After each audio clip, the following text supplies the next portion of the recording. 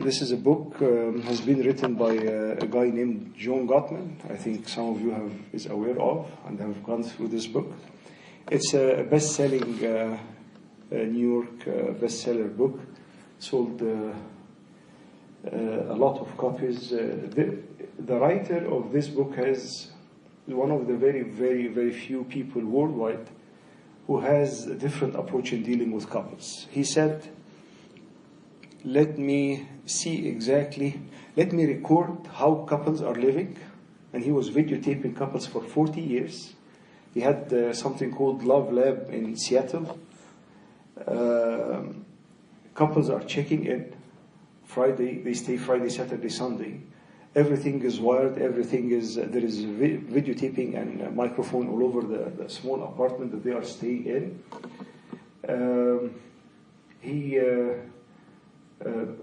They are taped till 9 p.m. There is no recording in the bathroom or the bedroom.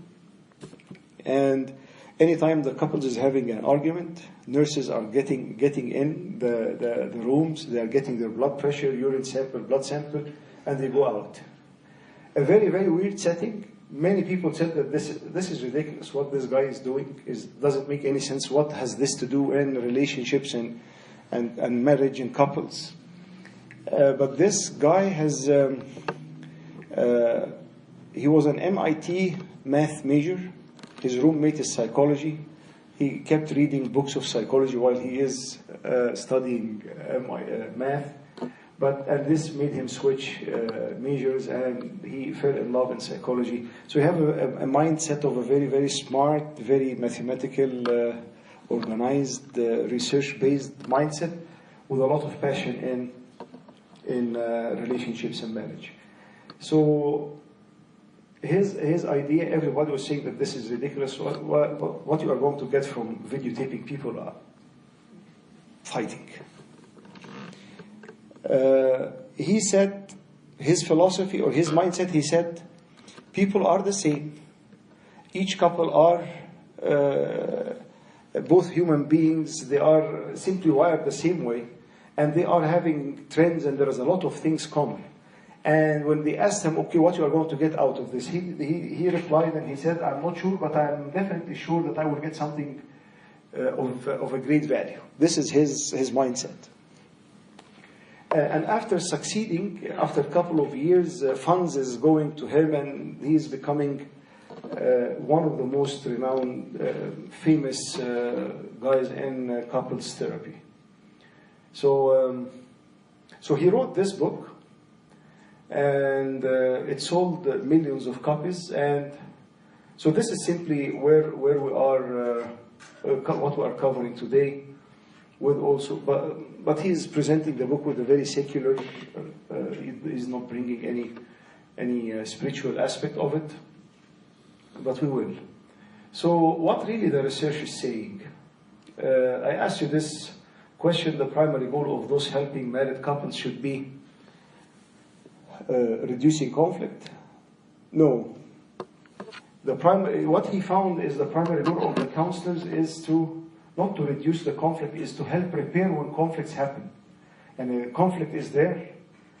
He is the one who found out that 65% of the conflicts are unresolvable. He was watching a videotape of a couple that he watched 5 years back. And after he watched the couple, they are fighting on the same things after 5 years. Then he told his team, let us go back and screen all the people that we videotaped 5 years back. And they found that the same issues are being repeated, and it's like an entrenched pattern in their life.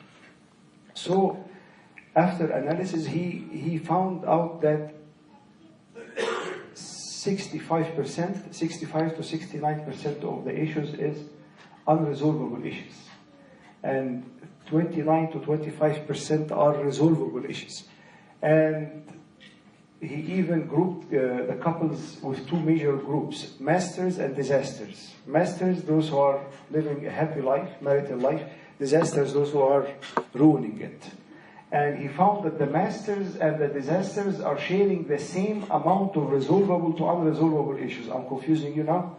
So that those who are great, they have a great marriage, and those who have a miserable marriage, both of the two groups are having the same ratio to resolvable to unresolvable issues. So every 10 issues, you have 3 that are resolvable, 7 that are unresolvable. And the question is how, because the first thing will come into your mind, definitely the masters, they don't have 77 out of 10 unresolvable issues. No, they should have maybe 2 or 3. No. And this finding that Gottman found changed the whole counseling mindset in the whole world. Because now when you are going to people who are specialized in couples counseling, tell them that I have a conflict and we need to fix this conflict, this is 30% of the issues. So, expression of anger has been associated with increased marital satisfaction. It's very, very tough to say yes on it. But this is what the research found. While it is associated with lower marital satisfaction, the more you express anger, the more people are not, or marital satisfaction is decreasing. But they found that it is also associated with a higher satisfaction level over time. So the more you express your feeling for a longer time, the more your spouse is getting it. But the whole point is how you do it. The whole concept is how you do this. It is not in being angry and venting out of frustration and losing or having things out of control. No, it is how you do it on the long term. A nice fact, unhappily married couples underestimate the positivity in the relationship by as much as 50%. So when he looked to people who are not, so the disasters in the marriage, he found that they are looking to things negative all the time, or above 50% of how they see things, they see it negative. And he called this negative sentiment override. So you have a negative sentiment that is overwriting anything that is positive in your life.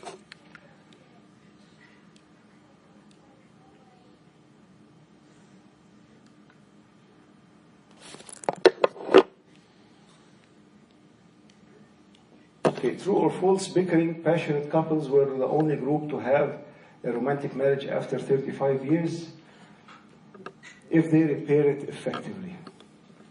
It's not about the argument. It's how you repair the argument. It's not about the miscommunication. It is how you repair it. This is what he found out, that even people who are bickering couples, always arguing, they are always on top of the heads of each other. The way they repair the issues was leading to, so if it is repaired effectively, then this will lead to a better marital satisfaction. The husband should be in charge. I know that the majority of the people who did the poll said no, but this is what the research said. He is the life source and he sets the tone. You know that 90% of the people in the prison, they are fatherless. 90% of people in prison, they have no father. Whether an absent father, physically not there, or physically there and he is on drugs or is workaholic, or physically there but he is against his kids for a very long time, to that extent that they count him or they check him out of their life. So this what there is, and this what Ephesians chapter 5 is saying as well. True or false? I like this so much. This is one of my favorite. No, not this one. Okay. In ailing marriages, couples generally communicate clearly. I didn't ask you this question. In marriages that are falling apart, couples communicate clearly. True or false? Because we mentioned one of the reasons of people, 80% of the people filing for divorce is communication.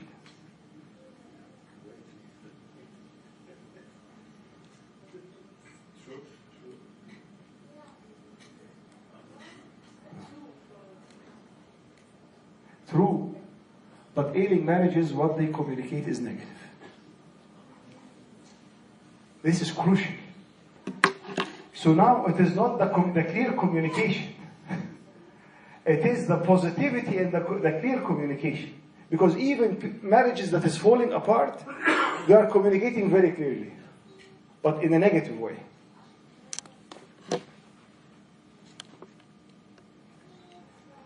Most things people argue about cannot be solved. This is 69% of the masters and the disasters ratio that I shared with you. So I will give you an example. Think of Adam and Eve. We have two sets of Adam and Eve, okay? The first Adam and Eve masters, and the second, first Adam and Eve disasters, and second Adam and Eve masters.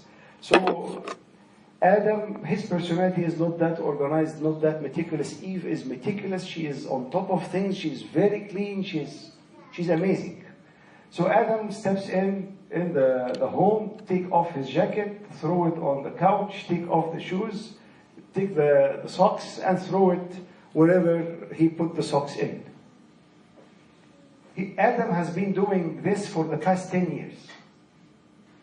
Eve is collecting the socks after Adam for the past 10 years. So in the masters, in the disasters, Eve is insulting Adam in his personality. You know what? I think you are not getting this from anyone except your mom. She didn't raise you well. We all know this, how messy you look to your house. Look to how much we clean up after we go there. And it is there in the genes, and it is there in the hereditary factors, and even look to the kids. They are like you. All are. It's now we are not speaking about the messiness of the socks, or speaking about the person you are attacking. This is the disasters. The masters, Eve will be saying, you know what?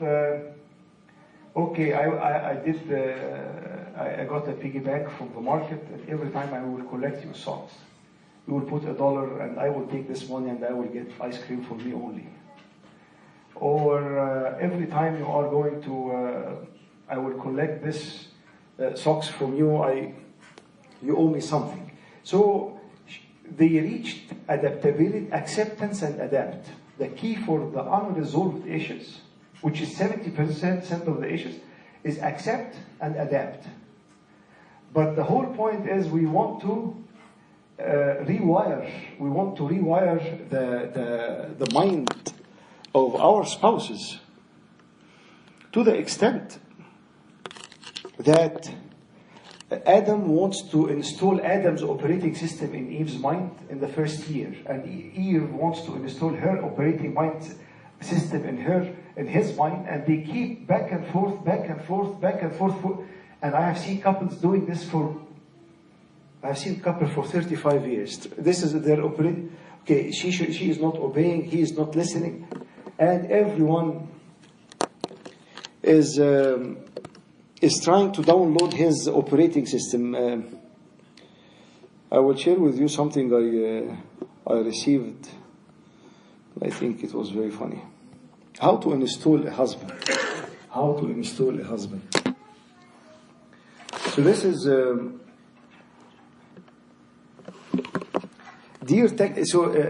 woman is sending a message to the technical support, okay?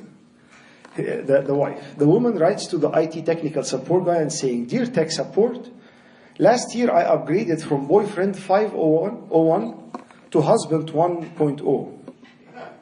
And I noticed a distinct slowdown in the overall system performance. This is particularly in the flower and the jewelry applications, which operated flawlessly under boyfriend 5.0.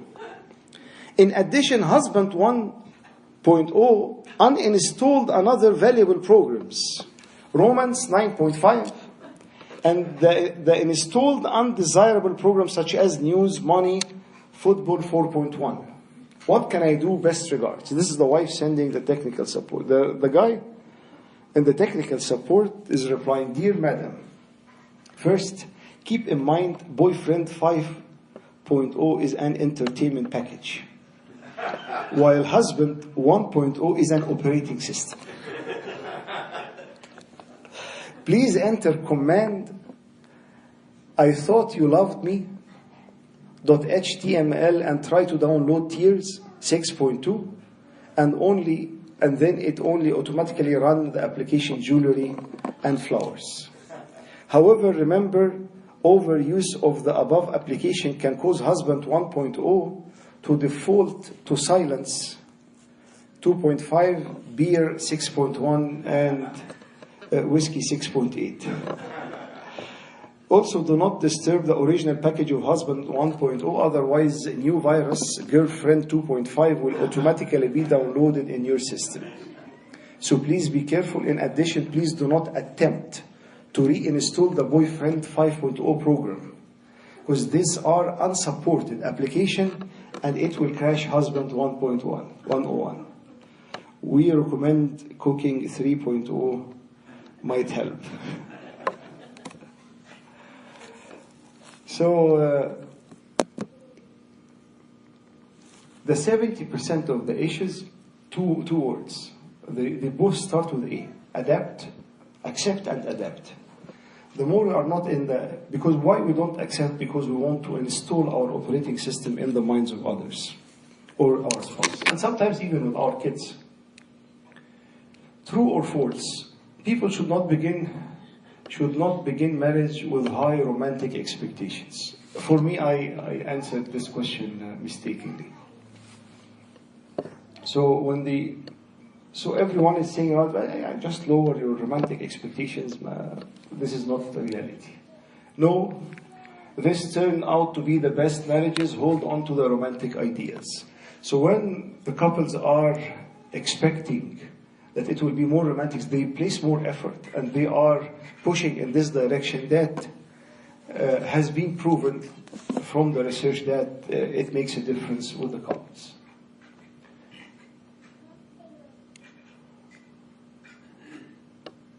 This is what I asked you about.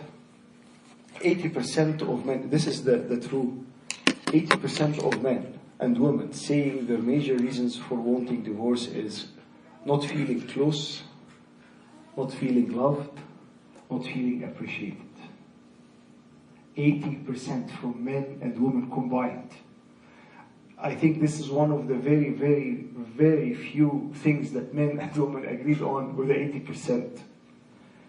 Not feeling close, not feeling loved, and not appreciated. So he call it, they grew apart or emotional disconnections. Do you know that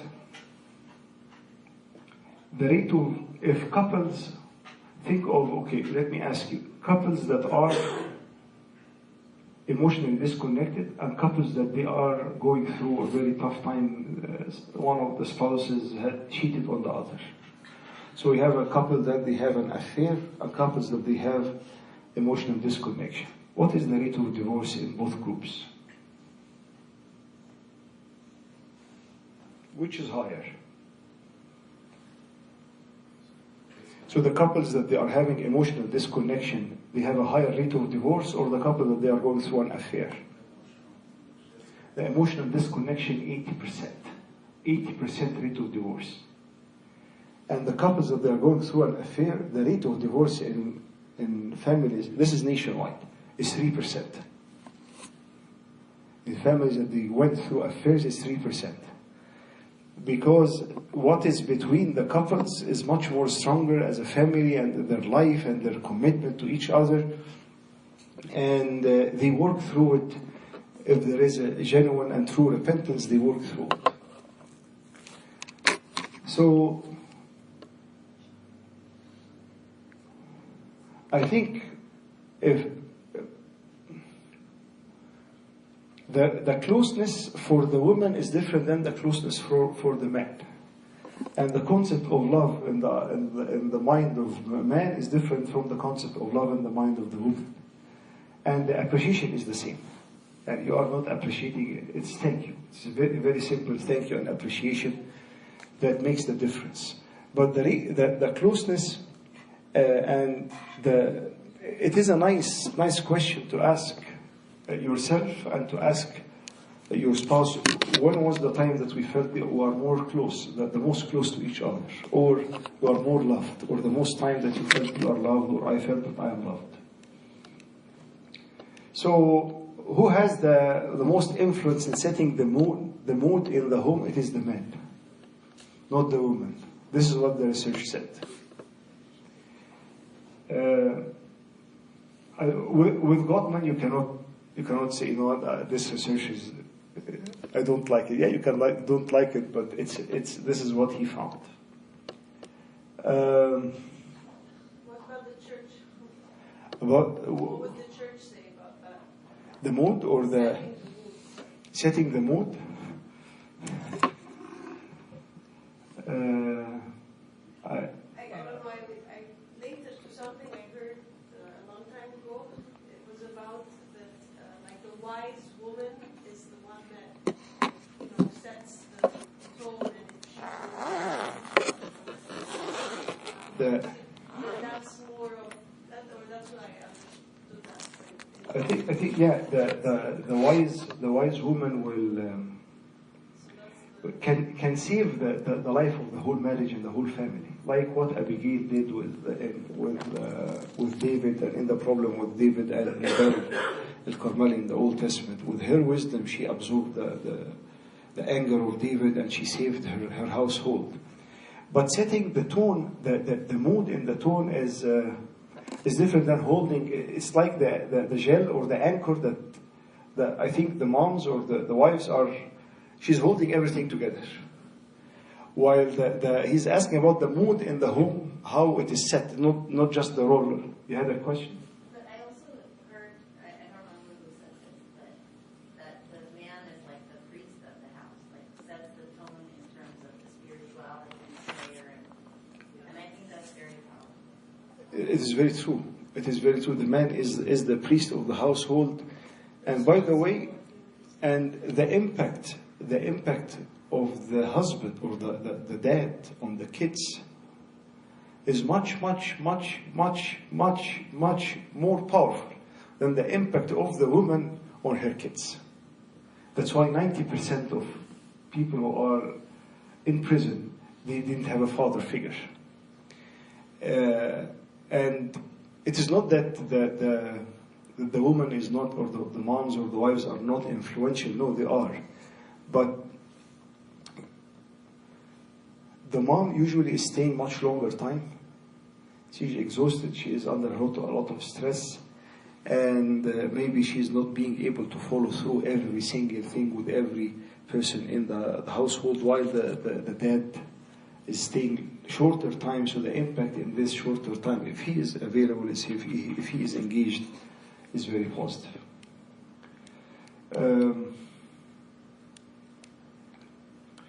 He found out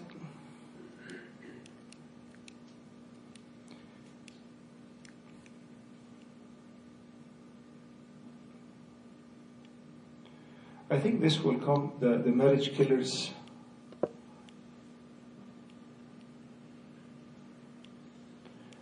For the sake of the time, we can happily married or happy marriage. The happy married couples, this John Gottman is, I'm quoting him, is saying, are not smarter or richer or more psychologically astute than others. But in their day-to-day lives, in their day-to-day lives, they have hit upon a dynamic that keeps their negative thoughts and feelings about each other, which all couples have, from overwhelming the positive ones. Again, so the happy couples, we are not speaking about those are the masters, that they are living happily. They are not smarter or richer, or they have more money, or they are psychologically more stable. They have figured out a day-to-day that they have hit upon a dynamic that keeps their negative thoughts and feelings. Things that is frustrating you, things that are annoying you, things that does not overtake the whole day or the whole mind, but they have a limit for this from overwhelming or overtaking their positive ones. Rather than creating a climate of disagreement and resistance, they embrace each other's need. Again, rather than creating a climate of disagreement. By the way, when the husband is in the mindset of downloading the operating system that controls, and she is refusing the downloads, or she is trying to download and he is refusing this download, the environment is an environment of disagreement and resistance. I am in disagreement. أنت ما تقوليش أنا أعمل إيه. You don't tell me what to do. I do this. You don't do. You, and we keep focusing, or we keep getting involved in the disagreements. They embrace each other's needs, and when addressing a partner request, their motto tends to be helpful. Yes, I will do, or what you want, or what you need. Yes, and I hope that we can do this or change this. It is not yes, but I will not do this, or I will not. So it isn't the mindset of helping and reaching out to each other.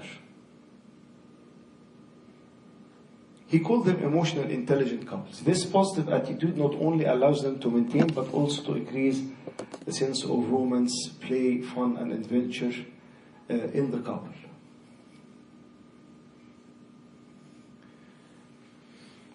So, if Adam is getting a text, this is a question for all the men. If Adam is getting a text from Eve in the morning, I don't want to go to this baby shower. And she took her car, she's on her way. And while she arrived there, she's sending you a message and she's telling you, I don't want to go to this baby shower. What will be the answer of the men?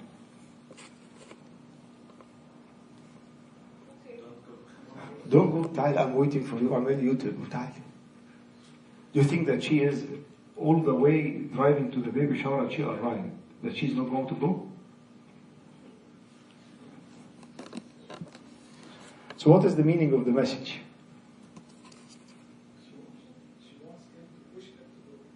She wants him to push her to go. She's tired, venting. She's venting. I feel it's too much of me. This baby shower, I will meet those people who we had a little bit of friction a couple of years back, and I feel heavy weight on my chest and going, or I'm worried, or I'm thinking. So she is not asking for go or don't go, or I will come and pick you up, or I can send you. We as men, we want to fix the problem. But this is not the wife is saying. The wife is saying this to vent or to share what she is feeling. So those who are emotionally intelligent, you can reply, طيب, why did you go? This is a waste of gas. And after going all the way and driving for 30 minutes, now you are telling me that you don't want to go, and now we have a fight. But the whole point is, you know what? I hear that it is very heavy on you going to this shower. I know you looked anxious before going. So you are, and this is the emotional intelligence. And by the way, for those who have younger kids, the research found that the emotional intelligent kids are more successful in life, more than the geeks, the kids, the nerds, because they can relate to people more, regardless of where they are in their professions. So in order to, I think it is very tough for us as men to get I will tell you a funny story. Manalo was telling me that tomorrow is Monday. Today is Sunday, tomorrow is Monday. What's the point? And she told me tomorrow is Monday, so I told her okay. And I realized that tomorrow is Monday, this is the time the trash is being picked up. But she didn't tell me go and pick up the trash. She is telling me tomorrow is Monday, assuming that I will get it. And I will realize that I need to comment on this. What is so? Men, they need a very clear, direct. Okay, tomorrow is Monday. Please get the trash out. I will do it. But it is tough on us as men to mind read, okay, what she is looking for. And the wife would be saying, but if he really understands me, if he really understands me, he will pick it up. He will know from what I'm saying. And here, when sometimes we go through loops in communication. But remember that the ailing marriages were communicating clearly. You remember? They were communicating clearly on a negative tone, on a negative side. So the unhappy marriage can increase your chances of getting sick by roughly 35%. And it can shorten the age from 4 to 8 years. So people who are living in unhappy marriages, their immune system is down because they are always stressed. They are more prone to get infected or get health problems, whether the two genders. The flip side, people who are happily married, they live longer, healthier lives than the divorced people or those who are unhappy married. So we are always thinking, or some people are thinking, you know what, but if I'm miserable in my marriage, then if I got a divorce and I'm out with someone else, that I will be happy. But the rate of divorce in the first marriage is 50%. Second marriage, 66%. Third marriage, 75%. You know when, so the problem is not in your spouse. The problem, عارفين لما يبقى في حد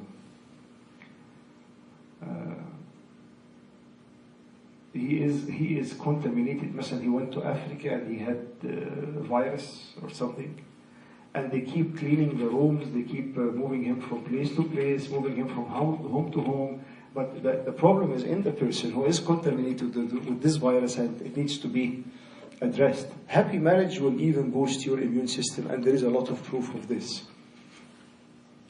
So my point is, we should not be living a miserable life as married couples or pursuing, okay, you know what, I will call it out as an option, but we should be focusing on how to have or how to reach a happy marriage for both of the couples.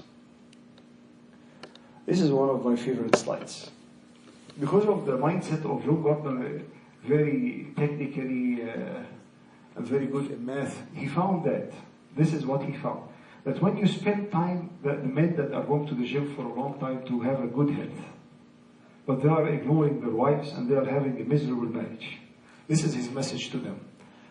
He's saying this, I often think that if fitness buffs spend just 10% of their weekly workout time, say 20 minutes a day, working on their marriage instead of their bodies, they would be great. They will get 3 times the health benefit they derive from exercise class or treatment. So the 20 minutes that you are investing in your marriage is bringing you a much healthier lifestyle than going to the gym. Because people who are struggling in their marriages, as we said, there are 35% more prone to problems, health problems, and the immune system is down. So it's a different way of looking at it, but I think it is interesting. So after all of this, he nailed down 7 principles that really makes things work out. The principles are I think those were supposed to be hidden slides, but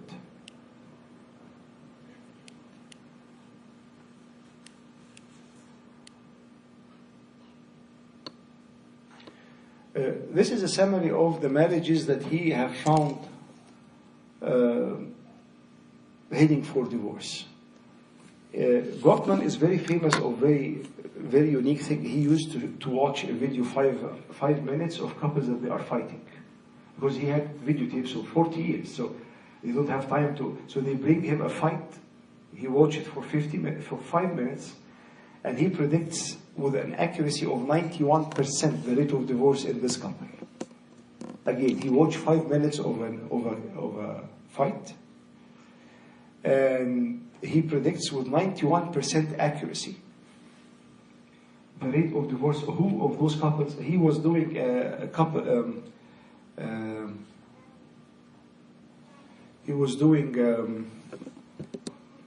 study on a newlywed. It has 115 couples, and he watched them all in their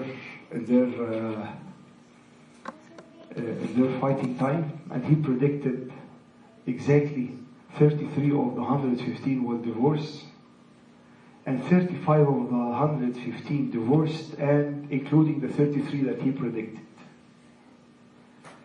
What he's doing, my point is, the research has proved or has shown that harsh startups, when we started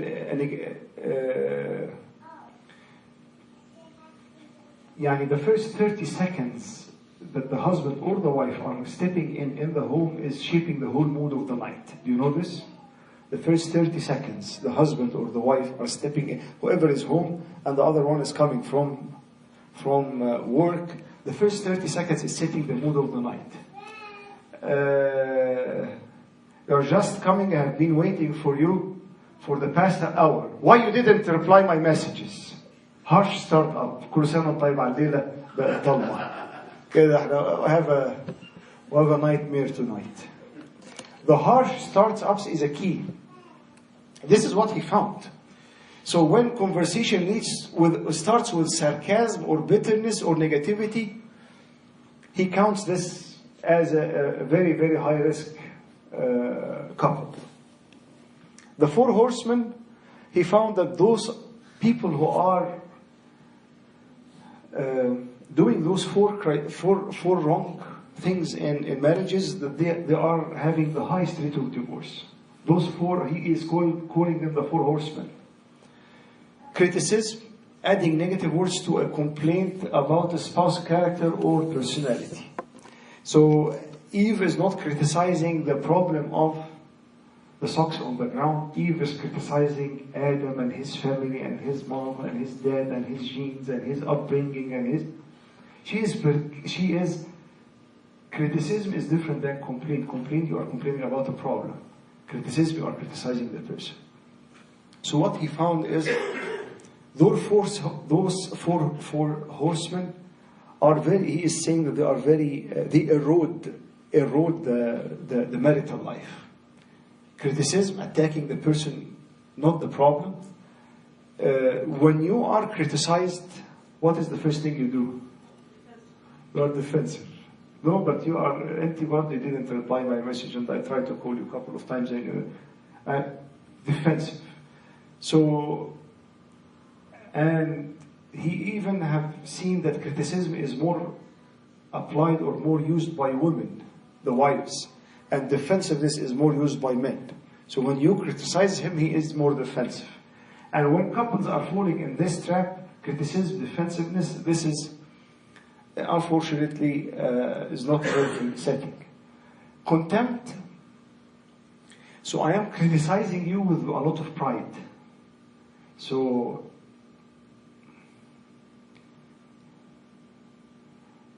you wrote, مثلا Adam is telling Eve, you wrote the check by, you shouldn't write the check this way, the check should be written that way. This is a complaint about writing the check.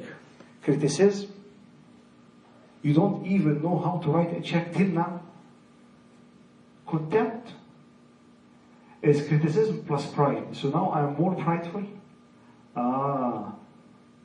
Really, no way that you are going to even manage the expenses of our house. So it is criticism plus pride. This is contempt. Stonewalling. So when the person is criticizing, the other one is defensive. When you are contempt, so criticism تحط عليه شوية pride, the other person is stonewalling, building a stone between you and me. But خلاص, forget it. هيفضل يقول نفس الكلام. He's going to say the same thing. Forget it. So stonewalling is tuning your spouse out. So he found that when he is looking for the video for the 5 minutes, he's counting how many of those horsemen and how many positive. If the ratio of negative to positive more than 5 to 1, this is a divorce case for him. Again, in the 5 minutes, he's counting how many of the 4 horsemen are there, and if there is a harsh startup or not. If the ratio of negative to positive is 5 to 1, this is a couple that he is predicting that they will not last.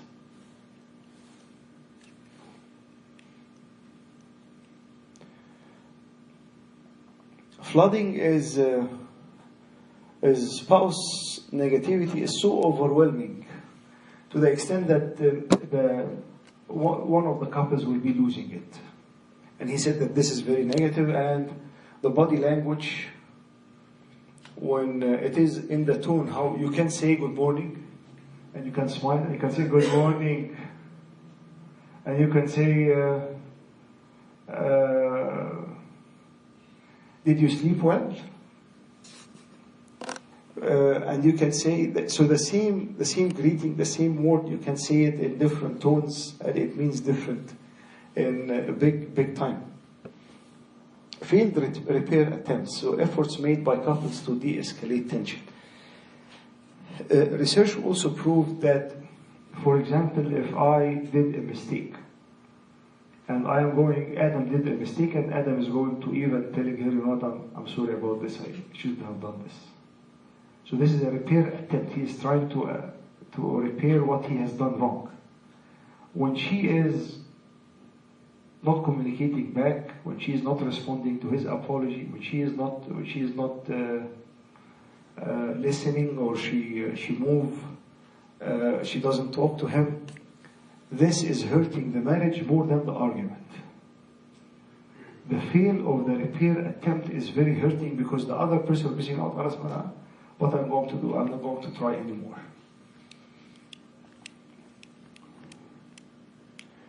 So the 7 principles, I don't know our time will permit or not, but we'll try to go at least to the first 3.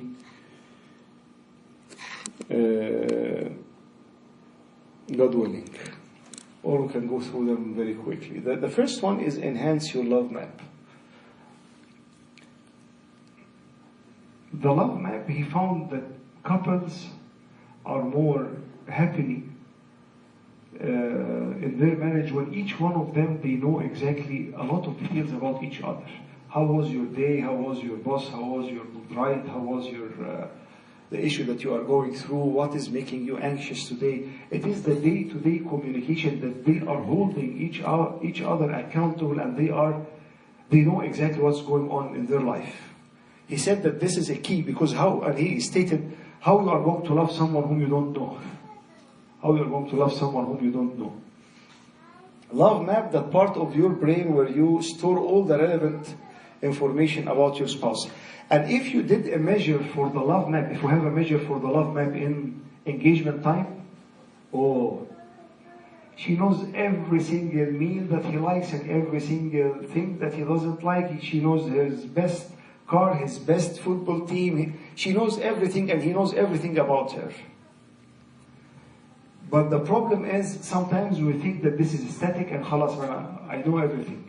No, life is very dynamic. We are moving very quickly, and if there is no communication and no willingness from inside to know what's going on in the life of others, then it turns out to be that this is not enhancing the love map. In his book, he is having exercises for, and this might be the tool that we can work on in if you choose to do the in-depth of those 7 principles, how to apply it. For example, I can tell you what stresses my partner in is currently facing, or my spouse is familiar with my hopes or my aspiration in my career, for example. The more you know, so first principle, enhance your love map. Know exactly the inside out of your spouse and keep knowing, because we are very dynamic and we are moving in a very fast pace.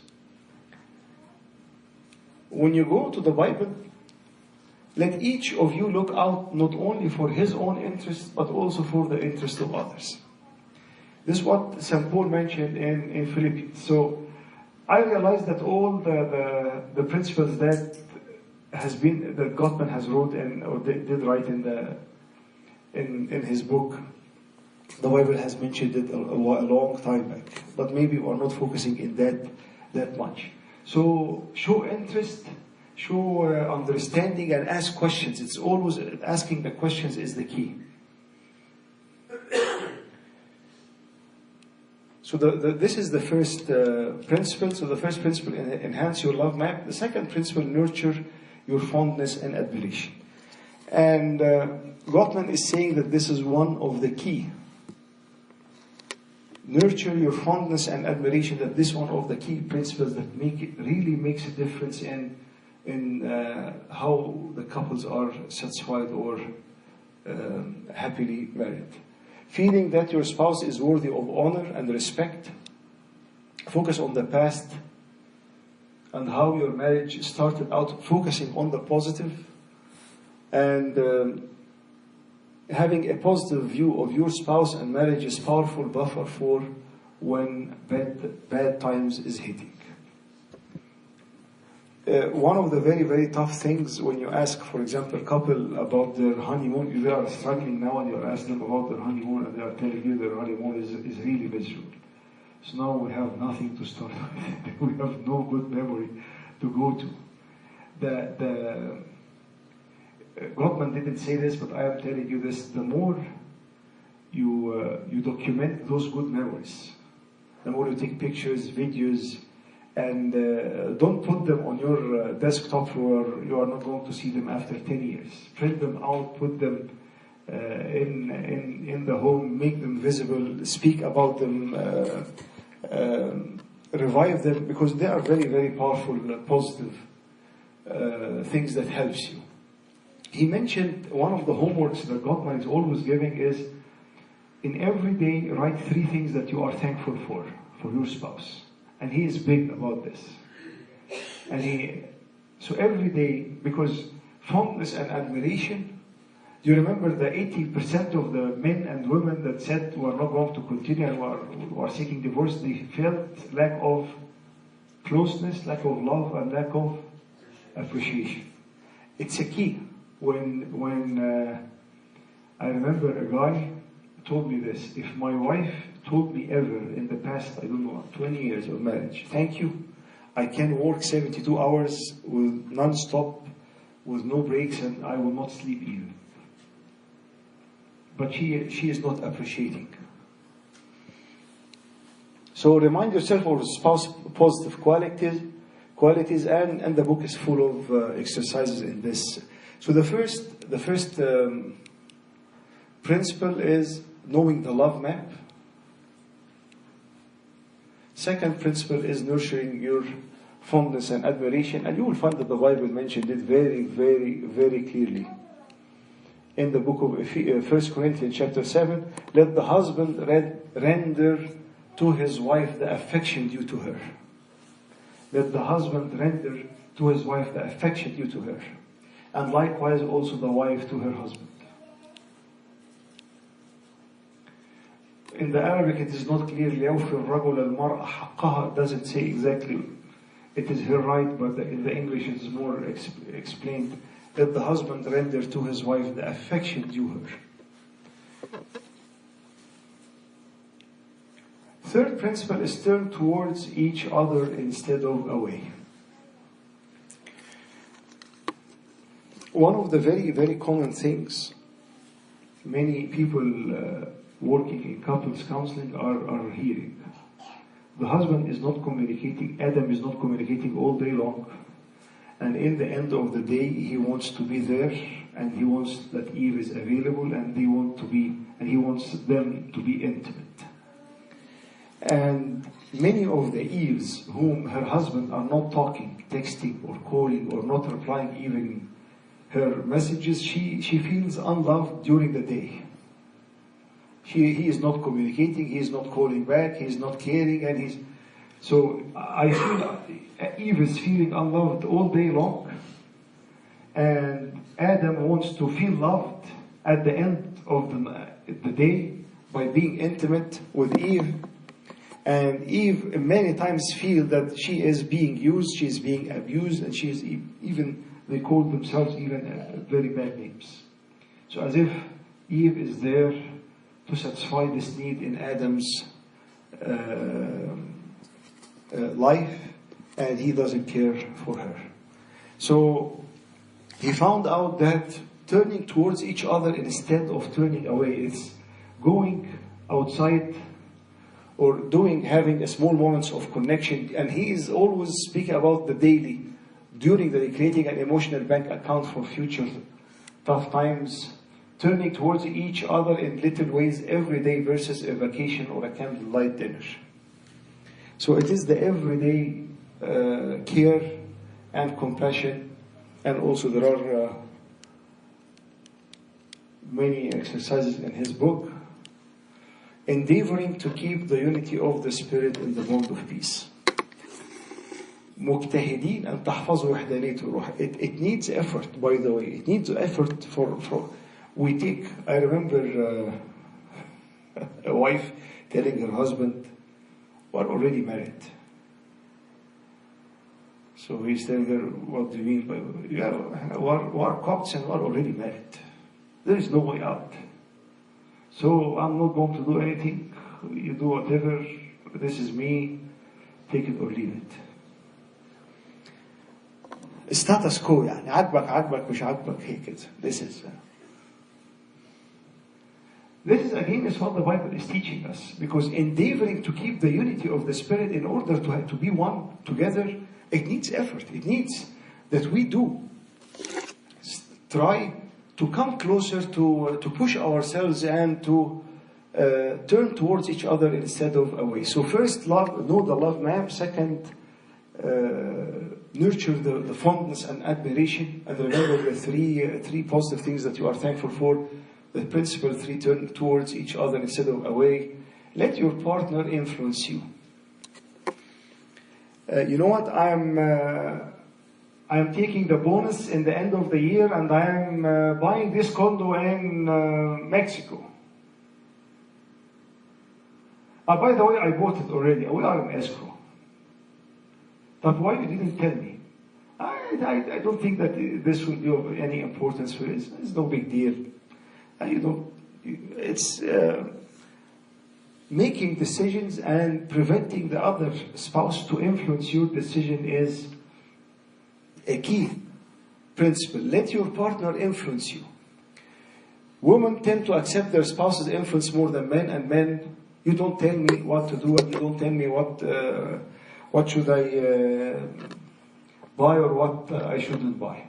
Let your spouse influence your decision making by taking his or her opinions into account.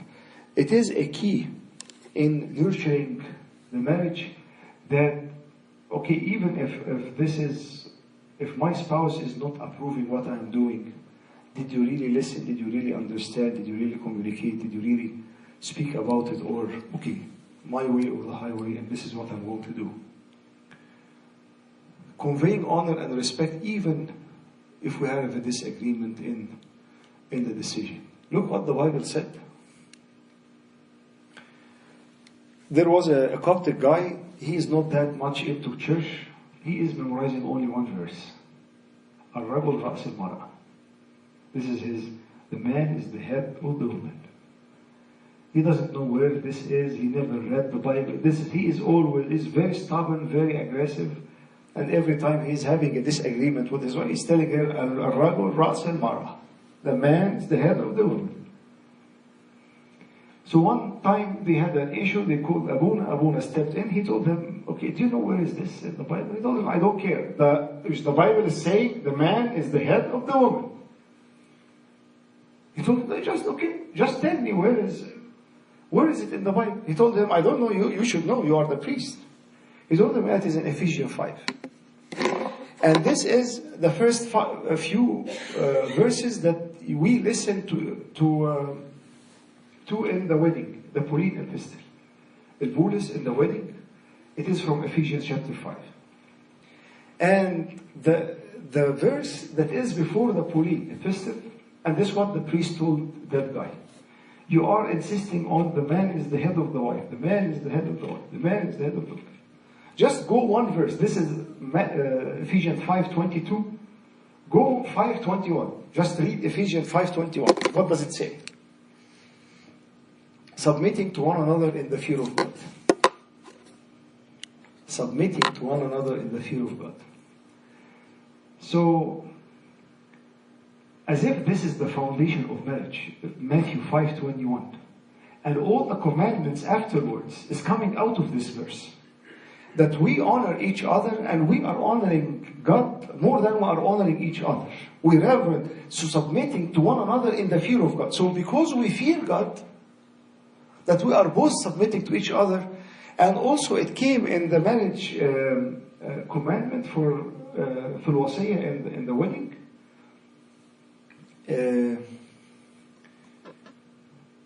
أن تجعلوا كل شيء بموافقة. Do not let all your decisions be with mutual acceptance or mutual agreement. So though the role of the husband is to love and the role of the woman is to respect, but the Bible is very clearly saying, fear each other, submitting to one another in the fear of God. In Ephesians chapter 5, verse 21. And this was how Abuna tried to convince this stubborn Coptic guy that go just one verse before the only verse that you know. Principle 5 is solve your solvable problem, which is 30% of the issues. The solvable problems, and he is calling the unsolvable problems perpetual issues or perpetual problem. He mentioned 5 things. I will just mention them very quickly. The soft startup, learning to make and receive repair attempts, soothing yourself and each other, compromise, be tolerant of each other's fault or mistakes.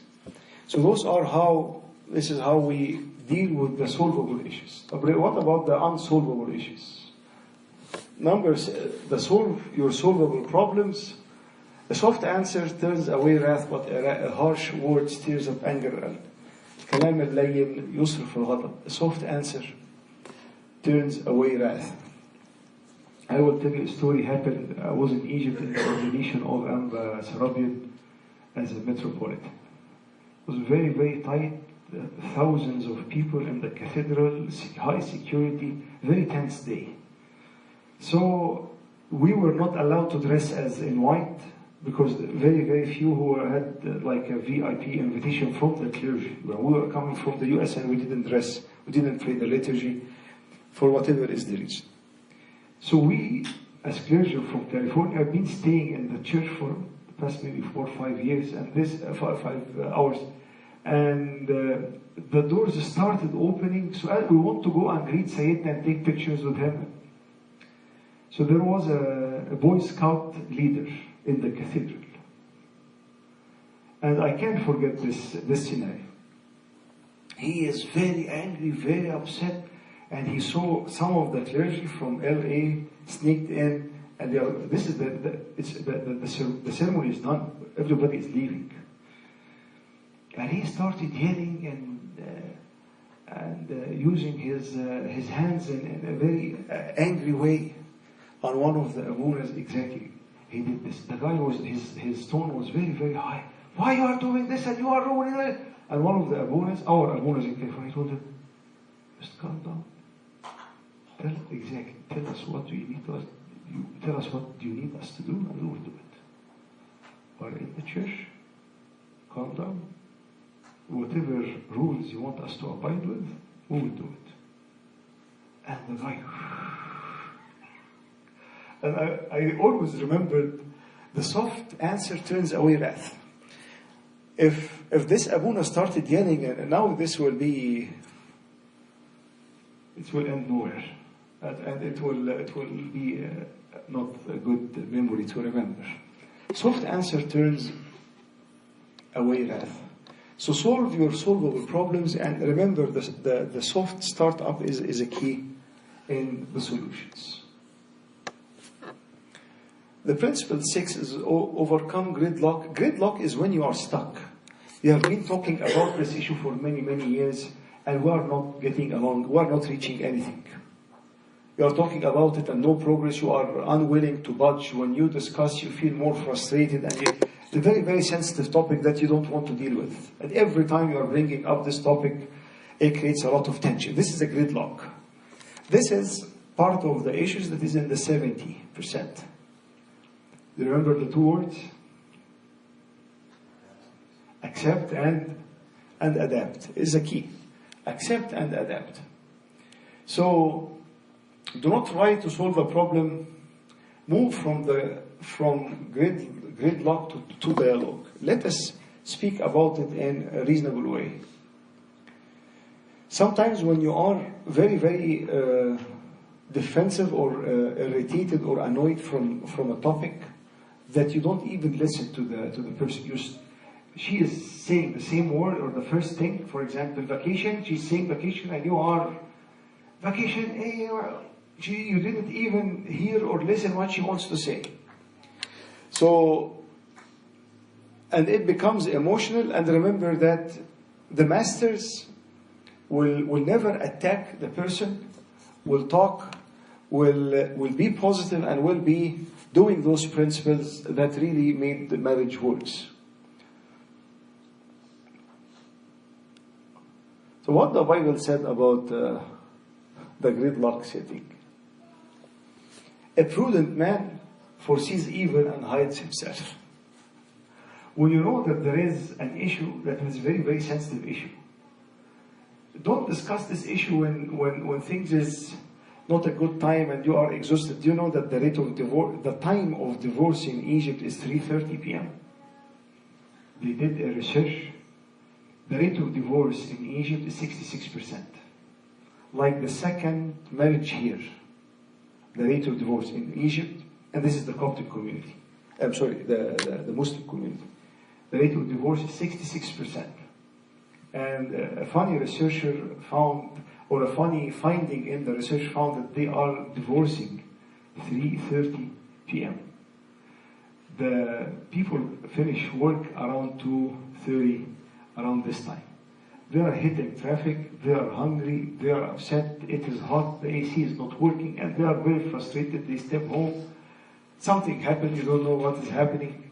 By 3:30, he's saying, I divorce you. You know, in the Muslim culture, أنت طالق بالثلاثة, you are divorced three times, and then there is no marriage. So it is an emotional situation or emotional decision that has been done. So the prudent man foresees evil and hides himself. He foresees that this is an important or a very sensitive topic, and this is not the right time to discuss it. Then let us try to find something else to do, or better time to address this. But the simple pass on and are punished. Last principle he mentioned is create shared meaning. And he found, and research found, that couples, when they have a dream in their life, and they share this dream together, and she has a dream and he has a dream, and they are trying to work out to help him reach his goal and his dream, and she is trying to help, and he is trying to help her reach their dream or their goal, or what really make a difference in their life, that this has been one of the best principles, and he kept it the last because he has found a lot of importance. Sharing a deep sense of what is meaningful about your lives together is a key in adding more connection between the couples, and this is the seventh principle. I don't think that you have. I think we'll stop here. Rituals and symbols and roles are a key also for if we have, or Adam and Eve, they have a shared meaning or not. Look what the Bible said, where there is no revelation or vision, the people cast off, restrain, or perish. When we share a vision, maybe in retirement, what we want to do in our life, I hope that we will do this, I hope I will do this. One of the very nice story that I heard a while ago, a girl finished, I don't know, medical school, a very prestigious school, and she went to missionary with her husband in a very poor country, and they stayed there for a long time, and this was a reason for their consecration afterwards. And when she is making the decision to leave everything and go for this mission, she spoke with her dad, and her dad, she didn't know how her dad is going to tell her or to respond after studying and finishing all of this career, and she's telling him that we are leaving everything and we are going to serve God. So her dad hugged her and told her, this is the day that I have been dreaming of. This is how I raised you. And this is the best day for me. This is a dream that he has communicated subtly. Maybe he didn't say, but this was one of his passions. And when you share a dream, when the spouses are knowing in advance that my spouse wants to do this, or have a great hope in this, or they have a vision, or what really makes a difference with them in their life, when they share this, it brings even more connection and more satisfaction in marriage, and glory be to God.